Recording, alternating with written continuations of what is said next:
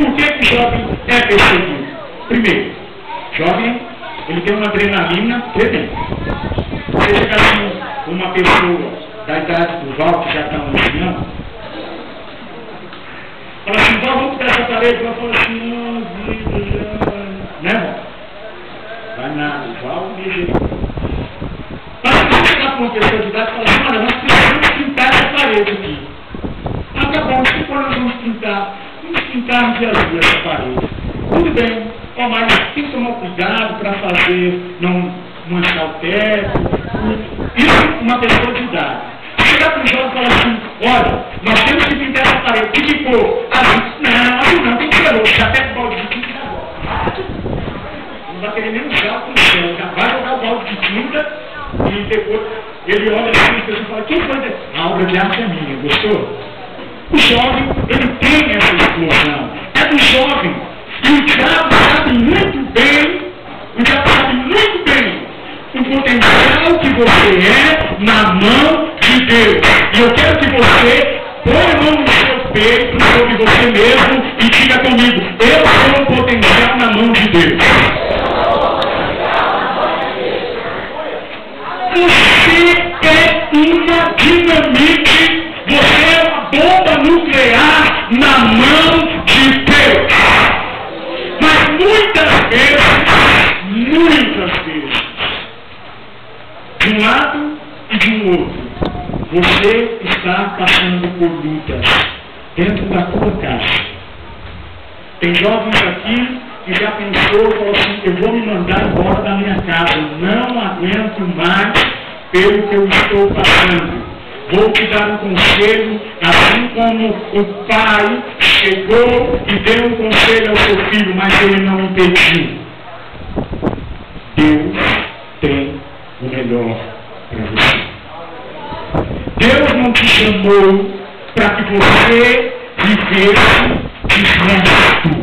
Deus não te chamou para que você fosse viver das migalhas que o mundo oferece lá fora. Deus te escolheu e te chamou para você ser um soldado do exército de Cristo. O diabo não é pouco, irmão. Jovem, o bicho é velho. É velho. Pensa em velho. É velho. Você pensou? É velho. Ele é tão velho que ele sabe que o jovem tem a sua adrenalina. E ele vai armar uma cilada para que o jovem vá caindo de uma forma bem devagar e lenta, para não perceber. Para que ele não perceba que ele está caindo em um lado. Ele começa falando para o jovem, olha, eu vi uma musiquinha, eu não sei o gênero de música, mas lá em São Paulo está um tal de... Não, rap já passou, já está velho o rap. Lá do Rio de Janeiro, como é que é a musiquinha? Essa de graça mesmo. Não tenho nada contra o funk. Não tenho nada contra, eu tenho tudo contra. Viu? Não tenho nada, tenho tudo. E aí, às vezes, a música é um caminho. Pode prestar atenção. Isso é isso. Você está lá no ponto, ou você está na sua casa, ou você tem um vizinho, aí começa vamos colocar um ritmo. Sem querer, o seu pé fica assim, ó. Daqui a pouco você começa assim. Aí quando você pensa assim, aí Jesus falou, o que é isso? Responde misericórdia. Sim ou não? A porta a música é uma porta de entrada para tirar o foco do jovem da presença de Deus. E isso é uma das... Por que ele usa essa arma chamada música? Porque o bicho velho, ele era o quê da música? O que ele fazia? Ele era o quê? Regente da onde? Que coral?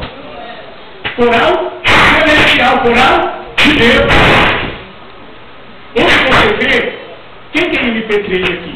Levanta a mão. Celular com FM, alguma coisa assim. Todo não tem. A maioria de ficar com a mão assim, não é pecado não, viu? Não é pecado. Não é pecado. Não é pecado. Mas é uma explosão tão grande, agora lá, não é nem MP3, é MP5. É uma explosão tão grande que você vê, às vezes você está dentro do ônibus, eu venho com uma galera, os jovens, lá na escola, e às vezes eles estão conversando com o outro. Aí eu vou ver um infeliz da mão. Dentro da sala de aula, misericórdia. A professora está lá. 5 elevado ao quadrado, não sei o que mais, que é isso igual a x e tal do cateto, e não sei o que mais, e tal. Aí fala assim, Zezinho, o professor de português, não, Zezinho, você está na aula de matemática, e você tem pensando que está na aula de português.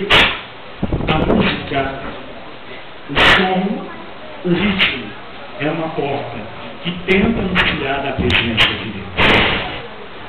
Esse jovem, ele pegou tudo o que ele tinha. E aí eu te faço uma pergunta. Agora, o que você tem de mais valor na sua vida? Eu lembro que a pessoa que está do lado.